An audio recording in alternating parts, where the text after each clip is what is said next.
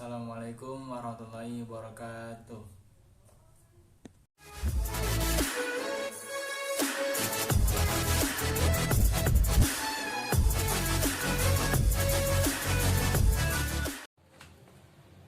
Ya teman-teman, balik lagi bersama saya Warja dari jurusan Teknik Informatika Universitas Pancasakti Bekasi. Di sini saya akan memenuhi suatu tugas dari mata kuliah komunikasi interpersonal yang diberikan oleh dosen Bapak Son Haji. Jadi video kali ini saya akan sedikit menceritakan sebuah artikel, mungkin bisa dibilang ini artikel inspiratif. Judulnya yaitu Mewujudkan Mimpi. Jadi artikel ini menceritakan sebuah atau seorang yang sangat ingin mewujudkan mimpinya membangun sebuah jembatan di negerinya, di sana New York. Kita mulai saja. Jadi pada tahun 1867 hiduplah seorang ahli teknik kelahiran Jerman bernama John August Roebling. Ia ini sangat bermimpi membangun sebuah jembatan yang menghubungkan kota New York dan Long Island. Tapi di sini impian John tidak mendapatkan dukungan, bahkan ia sering ditertawakan oleh teman-temannya. Mereka menganggap proyek itu adalah ide yang paling gila dan impossible di zaman itu. Maka John pun hanya bisa berbagi impian dengan anaknya, yaitu Washington Roebling. Anaknya ini juga seorang ahli teknik. Ayah dan anak ini berjuang bersama untuk mewujudkan impian itu bersama-sama.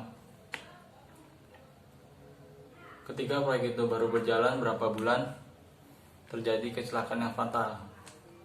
Sayangnya, karena pertolongan yang lambat, John Roebling tidak bisa diselamatkan.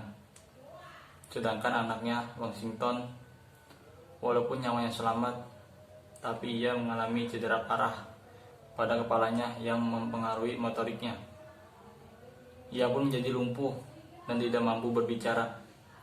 Namun demikian, impian ayahnya tentang jembatan yang itu tidak pernah padam dalam pikirannya, dan ia ingin mewujudkan atau meneruskan mimpi dari ayahnya itu. Pada suatu hari, saat Washington terbaring di tempat tidurnya, ia melihat sebuah cahaya matahari yang melewati jendela kamarnya.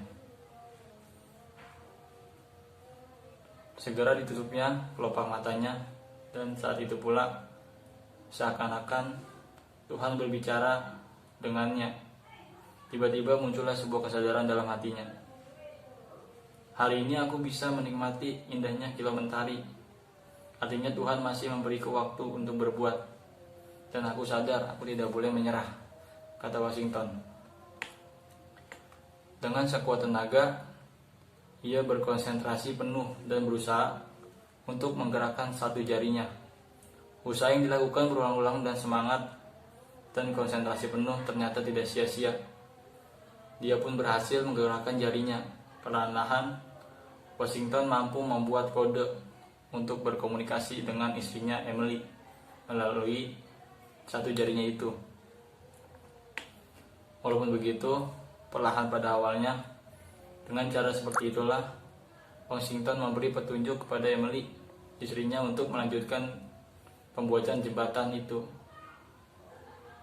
Semua instruksi diberikan kepada Emily dan kemudian disampaikan lebih lanjut kepada para pekerjanya yang setia membantu mewujudkan impiannya. Begitupun berulang-ulang terus. Mereka melalui berbagai kendala yang tidak sedikit jumlahnya. Butuh waktu yang sangat panjang untuk berjuang dengan semua sisa kekuatan dan ketegarannya. Dan butuh waktu selama 13 tahun untuk mewujudkan mimpinya itu. Akhirnya pada tahun 1883 jembatan Brooklyn atau Brooklyn Bridge berdiri megah di kota New York, Amerika Serikat. Jadi kesimpulan atau pelajaran hidup yang bisa diambil dari artikel ini adalah betapa luar biasanya kekuatan pikiran manusia. Pikiran manusia bisa membuat hidup menjadi sengsara atau bahagia, gagal atau sukses, bisa saja atau luar biasa. Kalau kita hanya mengikuti pikiran yang negatif, maka kehidupan kita isinya akan negatif pula. Hidup dengan kecemasan, pasif, ketakutan, dan kekurangan. Namun jika kita mampu mengembangkan pikiran yang positif, optimis, dan senantiasa berharap pada hal yang positif, serta punya komitmen untuk mewujudkan segala impian yang kita punya, maka kita akan hidup dengan kegairahan, rasa syukur, gembira, sukses, dan bahagia setiap hari.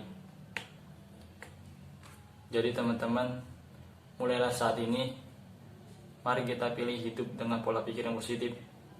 Kita pilih hidup dengan aktivitas yang positif, dan kita pilih agar kualitas hidup dengan berguna bagi kita dan bagi banyak orang lain.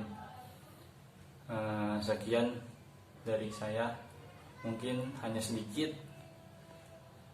artikel yang bisa saya bawakan atau ceritakan. Jadi janganlah kita ambil banyak atau sedikitnya artikel, tapi ambillah pelajaran hidup yang disampaikan pada artikel tersebut.